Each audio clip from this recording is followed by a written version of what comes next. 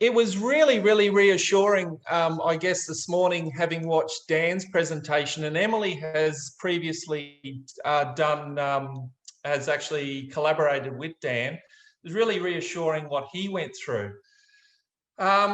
What we are probably going to do, or what you need to be focused on throughout our session, is we're looking to drill down into those constructs that Dan mentioned, and actually look at a practical way of delivering the ultimate thing that he was talking about, which is psychological safety.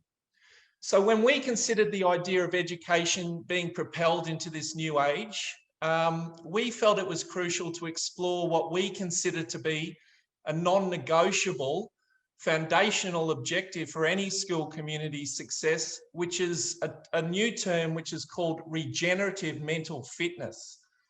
Whilst we have witnessed an exceptional, unprecedented event, of course, with COVID-19, there will actually continue to be uncertainty and challenges in various forms and contexts that people will need to respond to effectively. It is especially critical that school communities acknowledge and accept they must skillfully learn how to positively approach and effectively respond to challenging situations and events. To be best equipped to realise an effective response, school leaders, teaching staff, school support staff, students, and in particular parents and carers as part of that whole school ecosystem will subsequently have to develop appropriate practical mental fitness skills to deal with the related pressures, stressors, and challenges of modern day life. Ultimately, whole school communities will fundamentally see challenging situations as events as opportunities rather than threats. And working collaboratively, they should make this attainable outcome a key objective and mission for their organisation. Throughout this presentation, we're going to explore the idea of adopting a mental fitness framework within the approaches to teaching and learning the ATL skills for enjoying an ecosystem of mental fitness for all members of a school's community. I know, and many of you probably know, the ATL skills. Obviously, I refer to them as the personal and social capabilities from the 2004 Melbourne Declaration, and that's also embedded in the Australian curriculum. So what we're going to cover, we're going to summarise the key challenges that Emily has consistently experienced in her work. This is regardless of industry sector. It includes education, and how these challenges can be avoided. We will look at how these challenges specifically translate into the context of a school community and how these potentially affect the various stakeholders within these communities. We're going to refer to your approaches. So for this talk, we are going to refer, and it's based on the approaches to teaching and learning skills, the ATLs, and the recently identified future job skills, which have been proposed by the World Economic Forum in 2020. We're going to propose the mental toughness model as a framework for satisfying and facilitating the capability objectives of the ATL approaches in the balanced category and the World Economic Forum top 10 skills. We will provide an example. We're looking to provide an example of how the mental toughness model can directly support one critical part of the ATLs. And then finally, we're going to conclude our thoughts on mental fitness as a lasting game changer for propelling education and schools into the new age. Awesome. So to share some context around what I've consistently found throughout my time in consulting, corporate training, counselling and coaching, I've identified 3 common obstacles that leaders consistently face. And we feel that these same obstacles can easily be recontextualised to summarise the challenges that all school stakeholders, including senior management, teachers, students and their parents, carers, potentially face. So we'll have a look at that. So they lack internal self-awareness of symptoms of fatigue, stress, anxiety, and more serious mental health conditions. They suffer overwhelm and can be easily distracted and work in quite reactive ways, which is usually accountable to a lack of life and emotional control. And they lack the appropriate knowledge, strategies, and habits to support their own mental health. And these obstacles negatively impact individuals' leadership performance and their personal and professional growth. And looking at the big picture, leaders who don't address these challenges over time predictably burn out. And teachers and students and leaders and their parents are no different regardless of the context that they operate in. So how can this all be avoided? So we've discovered that the fastest way for any individual to avoid going through this funk, as I call it, or what Dan referred to as the battle zone earlier today, is to strategically prioritize our mental fitness. So when we skillfully start to form an objective view of ourselves, when we put strategies in place to feel energized and in control, and when we create effective habits to support our mental health and mental fitness. So by prioritizing our mental fitness, this enables us to transition from a reactive to a proactive approach to implementing a growth mindset, to leadership, citizenship, parenting, and learning. Now, these observations of leaders' genuine struggles has really ignited a passion in both Scott and I to work with leaders, including school leaders and students, to provide psychoeducation on topics including system thinking, positive leadership, behaviour change, and mental fitness practices and habits via an appreciative inquiry process. Now, developing regenerative mental fitness habits will ensure that students are set for life and not, in 10 years' time, seeking the help of someone like myself to undo all their ineffective and unskilled behaviours and habits that they've accumulated over the years. You're going to put yourself out of work. Yeah, hopefully. All right. So how does this relate to teachers, students, parents' performance? So we've tried to, I guess, attempt to economise and present extensive research in this topic here. So starting firstly with school leaders, they are directly affected by the same challenges and obstacles that business leaders experience that we identified earlier. However, considering that they operate in arguably a far more complex political and social system, including staff, students, parents, suppliers, governing bodies, etc., they are possibly more vulnerable to the triggers of anxiety, stress, and overwhelm. And therefore, school leaders who lack effective mental fitness knowledge, strategies, and skills will invariably be at greater risk of developing a negative mental health condition than business leaders. And this could result in ineffective leadership and ultimately a breakdown in crucial whole school leadership. So when we look at teachers and support staff, they encounter the same challenges and are highly susceptible to the same obstacles as business leaders. A major study in the UK local authorities on 4,000 pupils and approximately 800 staff found a correlation between the mental toughness of staff and the mental toughness of pupils. So looking at this critical link between teachers and students, teachers who aren't psychologically wise, mentally fit, will not promote competence, well-being, engagement, or high hopes for the future to students.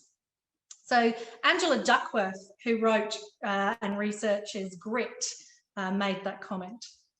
Now, the findings from research indicate the importance of developing the mindset and mental toughness of staff, especially school leaders, as a precursor to pupils' life skill development. Now, with regard to research and students, what we know is that mental toughness develops to around the age of 11, then it remains stable until around the age of 17, 18, when they're likely to suffer stress, pressure, and internal and external stressors. Now, if educated and raised by knowledgeable and skillful mentally fit adults, they will experience greater personal life enjoyment and civic education.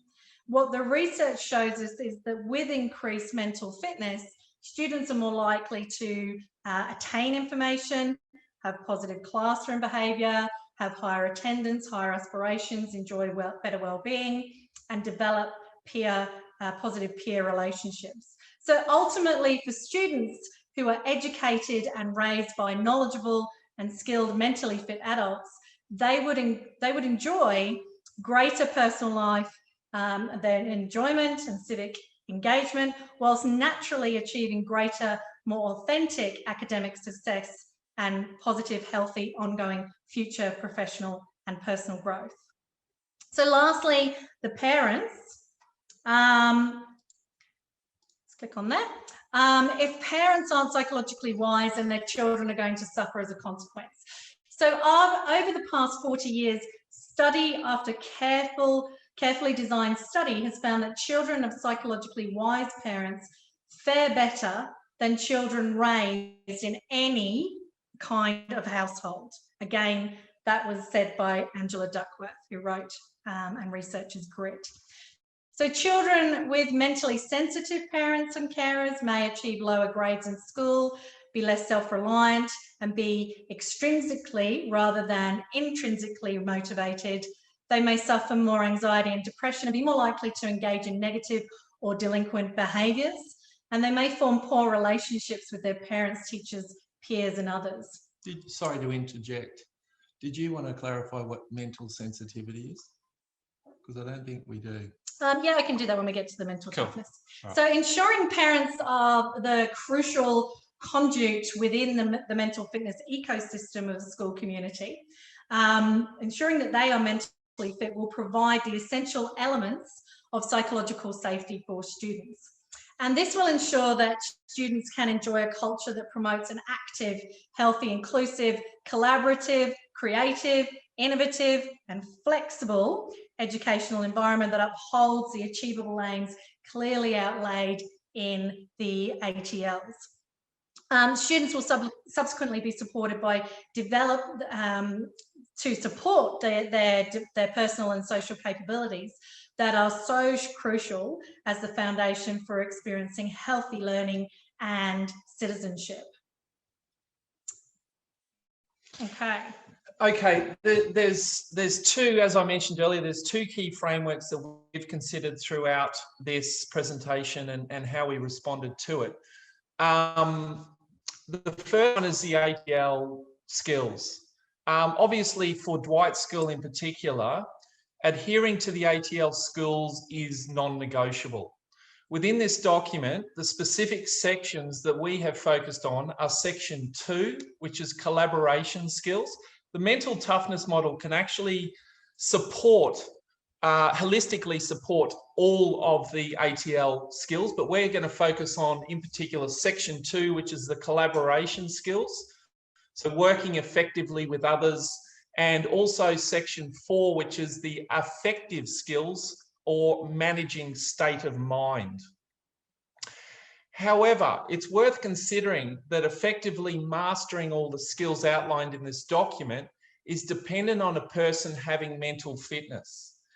Emily will later outline an evidence-based, reliable framework called, as we've mentioned, the mental toughness model, which is appropriately capable of upholding these skills while guaranteeing the delivery of a measurable community change program.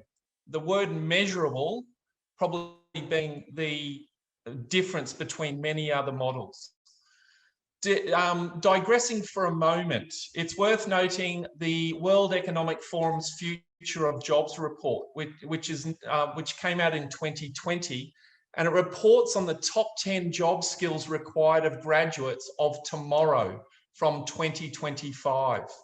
Their findings included the newly emerged requirement of skills in self-management, such as active learning, resilience, stress tolerance, and flexibility, which can be directly related to the ATLs. At the end of the day, we feel when it all boils down, the whole document, that whole World Economic Forum document, when it actually boils down, it all comes down to employability of students, how employable they are. And these skills, and there's another document with the World Economic Forum that talks about mental health as a measurable capability within the workplace. Yeah. Considering the potential need to provide an evidence-based supported model for students that can effectively deliver the World Economic Forum's updated job skills list and the categorical ATL skills identified, the 8-factor mental toughness model is ideally suited to support this outcome. All right, so consequently, we would like to take the opportunity to introduce you to the mental toughness model on screen here. So you've heard us talk thus far around talking about mental fitness and mental toughness, and they are interchangeable. However, mental toughness can be viewed as the overall construct, whereas mental fitness is the actual practice of achieving mental toughness. Now, this 8-factor model of mental toughness can ideally support achieving the outcomes of where a whole school community can ultimately respond effectively to unpredictable change, stressors, and life challenges. And we propose that the mental toughness model framework is ideally structured, reliable, valid, and aligned to the teaching and learning objectives of the ATLs. So specifically considering students, mental toughness has been identified as being able to safeguard against suggested educational challenges, which include bullying, self-esteem, pressures of distorted media imaging, celebrity culture, studying and exam pressure, career choices, friendship and relationships, peer pressure, changing family dynamics, etc. Now, mental toughness, as you can read there, is a personality trait which determines in part how people respond to challenge, stress, and pressure, irrespective of their circumstances. So mental toughness describes the mindset that every person adopts in everything they do and is closely related to qualities such as character, resilience, and grit. Now, 15 years of research carried out under the direction of Professor Peter Clough has identified these 4 key components of mental toughness, which he labels the 4 C's, which include control, commitment, challenge, and confidence. Now, the 4C model offers a highly effective structure to help all stakeholders within an educational community to reliably measure their thinking, discover how this affects their behaviour, what and how evidence-based interventions to implement to support enhancing their mental fitness, and ultimately supplying a skilled approach to lifelong regenerative mental fitness. So we've got the 8 factors there, which I'll leave for you to read, going around the circle there. So I guess ultimately for all stakeholders, for anyone, knowing yourself and how you think in different situations will positively affect your emotions and behaviour and offer a distinctive advantage for your everyday life. Now, hopefully you're familiar with the concept of resilience. Resilience is an element of mental toughness. Resilience is defined as the ability to deal with adverse situations using flexibility and still complete some or all of what you had set out to do. Now, resilience is often defined as functions of control and commitment. It's how you respond when you have to, when you are coping with life's difficulties. Mental toughness, however, introduces a more proactive element. It adds two more components of challenge and confidence. So it's how you respond when you want to. It's how you see and seize opportunities.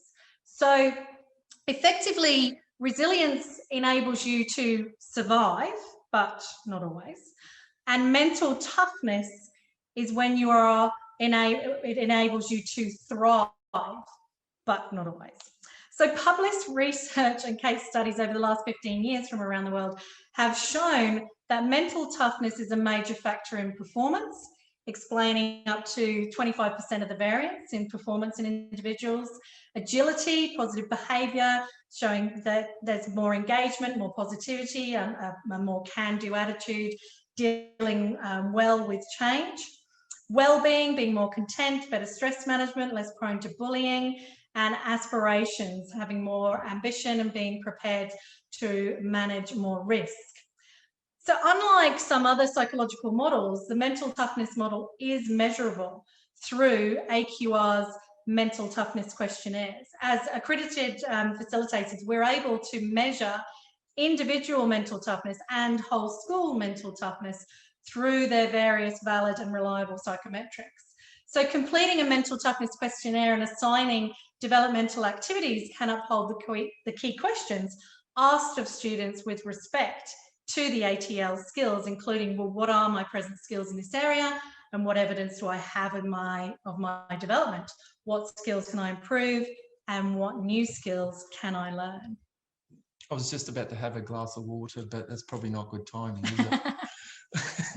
Okay, so linking the ATL skills to the mental toughness model, and we're looking at, Emily's going to take you through soon some practical exercises that are directly linked to specific skills within the ATL.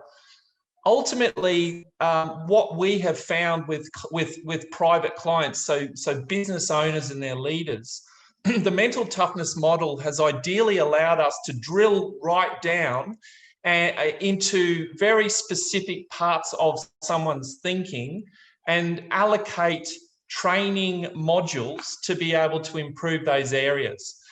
Being mentally tough doesn't mean you're macho. It's sort of, mental toughness isn't about being an SAS soldier. You can actually be too mentally tough in some of these categories, which is worth considering. So now what Em's going to do, she's going to present an example of how the mental toughness model can support the ATL skills. She's going to provide you with some examples of mental fitness exercises that you and your students can complete on a daily basis. These exercises can be directly related to the ATL skills, in particular affective skills in managing your state of mind within your ATL skills. What we attempt to do in our business is obviously this drilling down and actually, so within the ATL, all the different capabilities, if I can call them that, or the skills can actually can be identified. So a student's lack of those skills can be identified, and then modules of work and in particular specific exercises can be delivered to support the students and teachers and the whole ecosystem of the school. So Emily's going to run through that now. All right. Okay. So I thought it would be useful just to give you some examples. So the first one here, locus of control, circle of control, influence and control. Viktor Frankl was an Austrian neurologist and psychiatrist, as well as a Holocaust survivor. His experience of being held captured at a concentration camp drove him to write the book Man's Search for Meaning, if you're familiar with that. Now, in that book, Frankl says, everything can be taken from a man, but one thing, the last of the human freedoms, to choose one's attitude in any given set of circumstances, to choose one's own way. Now, we all experience challenge and difficulty in life. And the difference of those difficulties is far less important than our internal resolve to proactively respond. As we've seen, some people rise above the most treacherous of circumstances, whilst others crumble under seemingly small things. Within us is the power to proactively respond to anything life throws at us. And when we are no longer able to change a situation, we are challenged to change ourselves. So this activity is a nice whiteboard and you can draw a big circle on the board and write on the outside of it concerns, and then draw a small circle within the circle and write within that circle control. Then have students call out, I'm just getting your internet is, that's okay. Call out things that concern them, and these can be school or non-related things, non-school related things. So they tend to say things like homework, fitness, eating well, and depending on their age, it might be income, friendship, the future, what career path they're going to take, etc. So the idea is that you write these randomly on the whiteboard next to the circle of concern, outside the circle of concern, until you have about 6 or 7. Then for each concern, you ask the group, well, what aspect of homework can any of us exert and have direct control and influence over? And now for each concern, if you want to get really tricky, you can have 2 different colored pens, one for things that you think you can control and one for things that you can't control. Or you can write it all up on the board and then go through with the group and identify what can you control and what can't you control. So at the end of the exercise, asking what have we done in this exercise? How does it feel to live outside of the circle of concern? How does it feel to live outside of the circle of influence? And the last question to ask is, what do we always have control over, no matter what happens in our lives? And the ultimate answer there is the ability to choose our own reaction and attitude, as indicated by Viktor Frankl. So when we complete this exercise, typically people will highlight the tasks that they can control, and they'll get quite intimate with writing a big long to-do list. But what we want them to consider is the mental aspects that you and only you have control of up here. So your thoughts, perceptions, your interpretation, your action, your behavior, how you manage your emotions and your reactions and attitude. Because when we spend time and energy in our circle of concern, our circle of influence and control shrinks.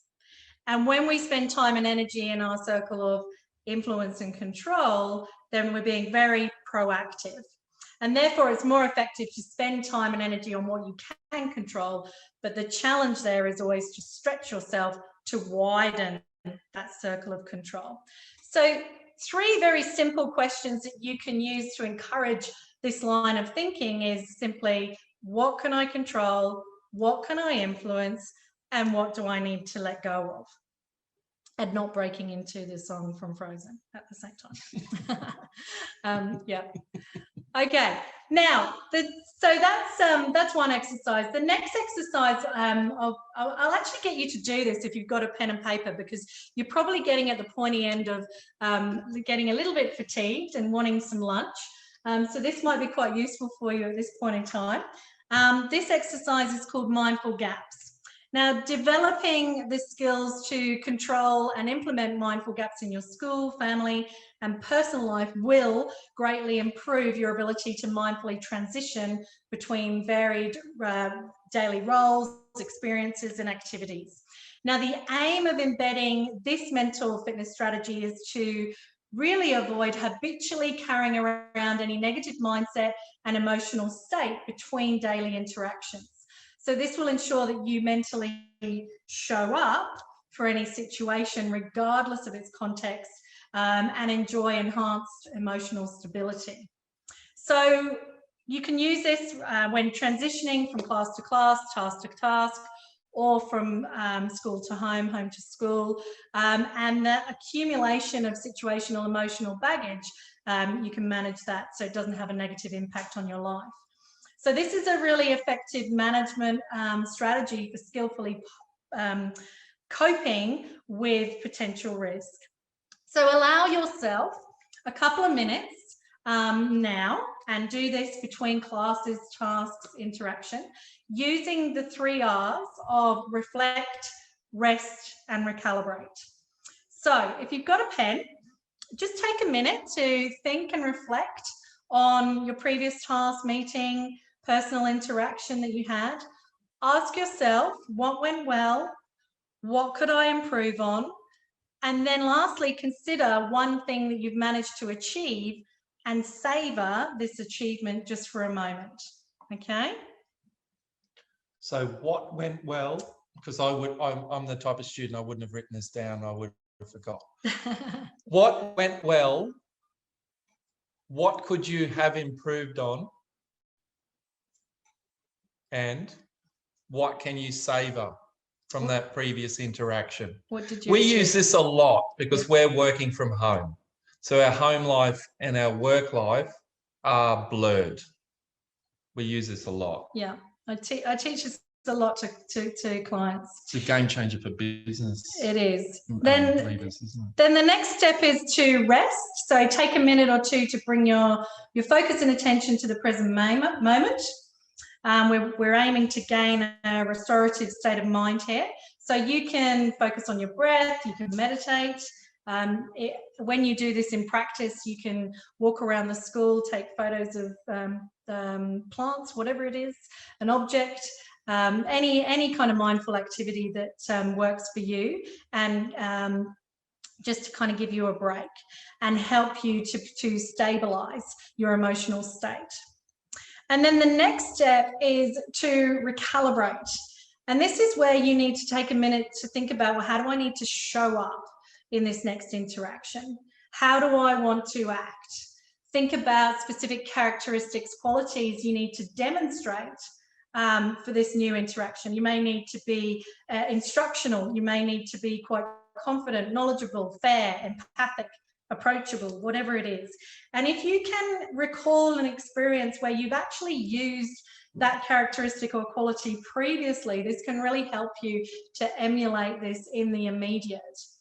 And then you need to be thinking again about what do you want to achieve and what behavior will you need to exhibit to achieve your intentions when you show up. So that's a fantastic, it's literally a couple of minutes. You can do it obviously all in your head. It's great to write things down. As we know, the power of processing information is better when we write it down.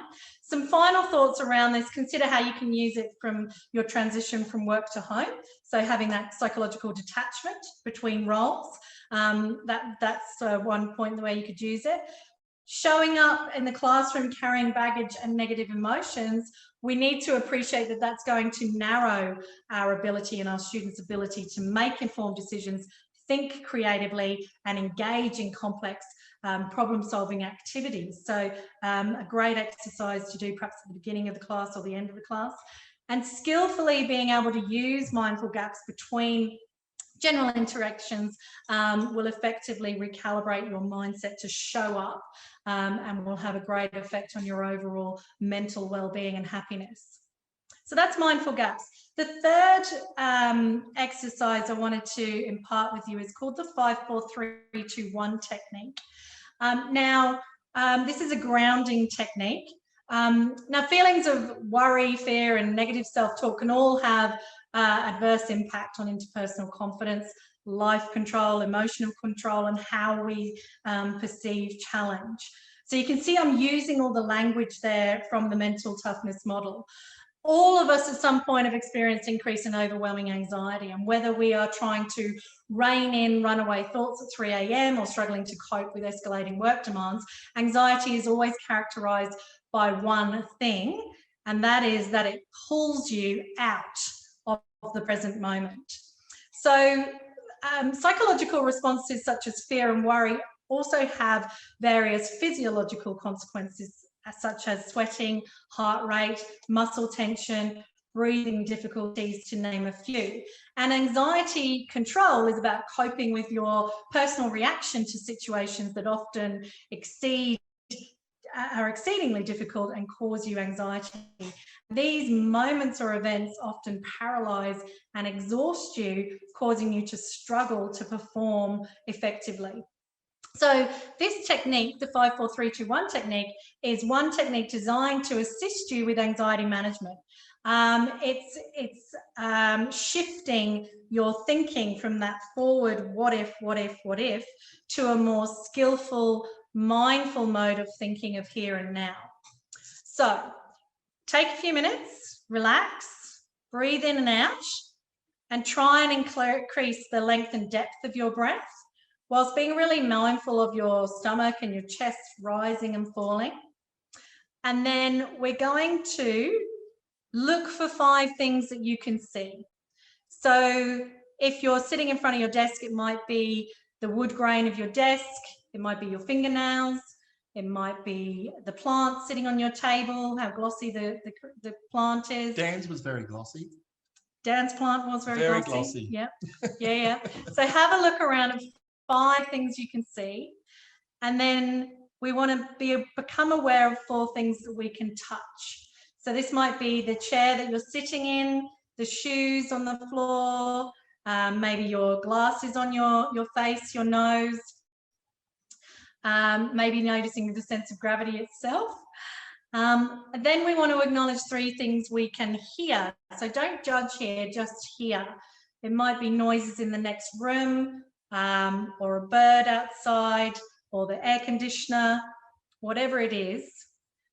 And then notice 2 things that you can smell. So if you can't smell anything, simply try to sense the fragrance of air around you, or have a sniff of your own skin. And then become aware of 1 thing that you can test. So that might be the lingering coffee or the anticipatory coffee that you will have after this session on your tongue. All right, so that's the 5, 4, 3, 2, 1 technique. And no matter how far your mind wanders, the present moment is always here waiting for you to return. And this is a really effective way to release stress and focus again on the here and now. Okay. So in conclusion, to conclude, we've returned to the 2 key questions posed by the Learning, Making, Shaping Conference. So the 2 questions that are blaringly needing to be answered, and I'm hoping we have contributed something to these. Firstly is, what will last to shape successful schools of the future? We are adamant that the non-negotiable factor that will ultimately shape successful schools and their whole communities is mental fitness. More importantly, this foundational element will guarantee the prosperity of all members of a school's community, including school leaders, teachers, students, and their parents or carers, what we call the school ecosystem. Joanna Wynne claims, while older educational agendas such as literacies and numeracy remain significant, education is increasingly important for its role in assisting young people to develop the capabilities and skills that will enable them to live well, and that will enhance social cohesion. I had a great pleasure of seeing Dr. Martin Seligman talk at the 2018 Geelong Grammar PISA conference. He states, along with Lynn Yates and Professor Lee Waters from the Melbourne University Institute of Positive Psychology, they have all called for schools to give the same priority to character development and social emotional learning as to the traditional academic agendas. All right, and then the second question posed there, how can education remain relevant in order to meet the needs of students, teachers and families? We consider that mental fitness needs to be rightly viewed as something positive that people do daily. So similarly to physical fitness. Mental fitness needs to be measured and monitored as part of a greater wellbeing program. And mental fitness isn't something that can be an add-on to the regular teaching schedule in the form of reactive workshops and teacher PDs. It's time that the negative stigma associated with mental health becomes a thing of the past. And that's something that Scott and I are really, really focused on in promoting mental fitness and mentally healthy people. As members of all the school community will eventually, all members of the school community will eventually move from knowing to doing to being mentally fit. And the ultimate prize is profound, positive, intergenerational mental health for members of the immediate school community and the larger community as a whole. So to remain relevant, school communities need to be bravely led to prioritise the social and personal capabilities of students, whilst educating parents and teachers as leaders of these students on the language and application and knowledge relating to a central approach to mental fitness and mental health. And this type of initiative needs to be run with the support from experts. Geelong Grammar and other schools have used the support of the Melbourne University, and also supporting an internal department focusing on the establishment, implementation and running of such an endeavour. So enhancing and maintaining mental fitness within wellbeing is a dynamic, interactive process requiring engagement and creativity of individuals and communities. By including multiple perspectives, we can get better engaged and enhance the community as a whole.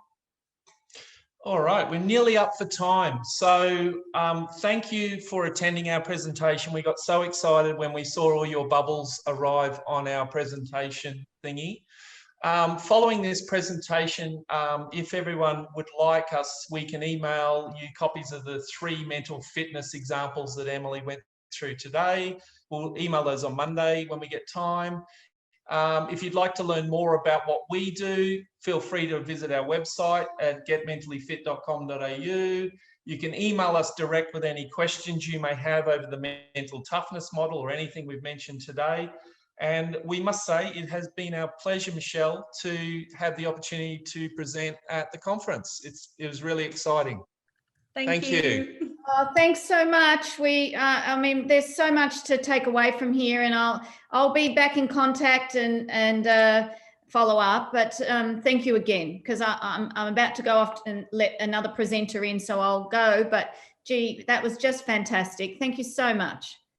Our pleasure. Our pleasure. I hope you all have a great day. Yeah, really. Cheers, guys. Bye. Really. Thank you. Bye. Good luck with the rest of the day. Yep. Thanks, Emily. You take care. I'll be in touch. Dale, Cool. got lots to talk about. Cool stuff. See ya. See ya. Thanks, Michelle.